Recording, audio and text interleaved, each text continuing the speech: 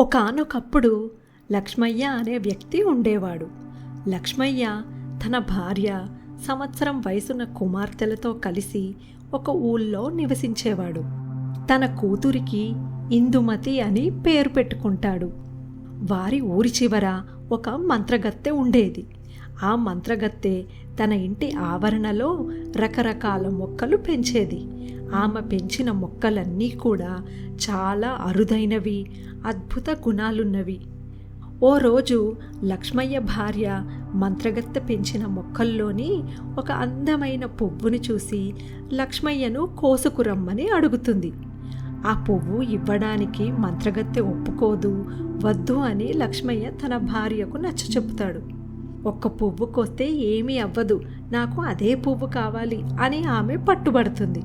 చేసేది లేక లక్ష్మయ్య రాత్రి ఎవరూ చూడని సమయంలో వెళ్ళి మెల్లిగా పువ్వు కోసుకొచ్చి భార్యకు ఇస్తాడు. కానీ లక్ష్మయ్య కోసిన పువ్వు చాలా అరుదైనది. అది 20 సంవత్సరాలకు ఒక్కసారి మాత్రమే పూస్తుంది.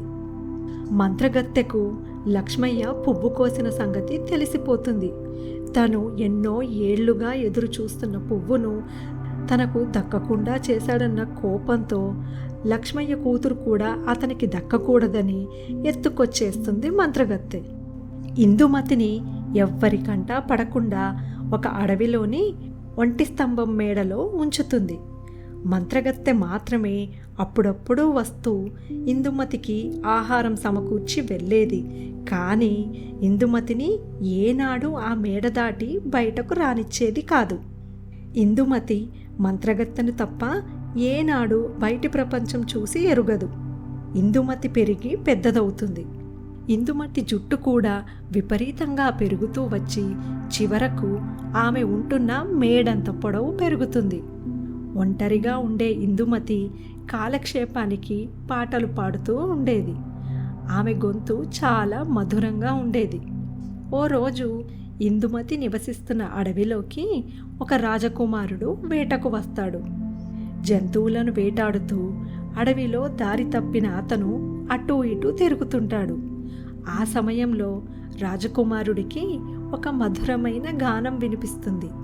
ఈ అడవిలో పాట పాడుతున్నది ఎవరా అని వెతుక్కుంటూ వెళ్ళగా రాజకుమారుడికి ఒంటి స్తంభం మేడలో ఇందుమతి కనిపిస్తుంది.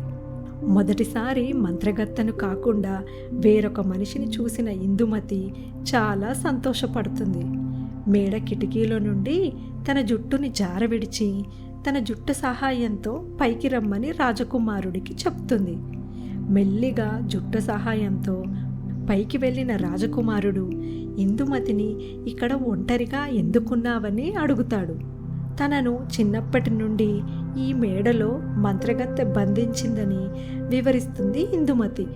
ఎలాగైనా ఇందుమతిని కాపాడాలనుకున్న రాజకుమారుడు ఇందుమతి చీరలను ముడివేసి ఒక తాడులా తయారు చేసి దాని సాయంతో ఇద్దరూ మేడ నుండి బయటపడతారు.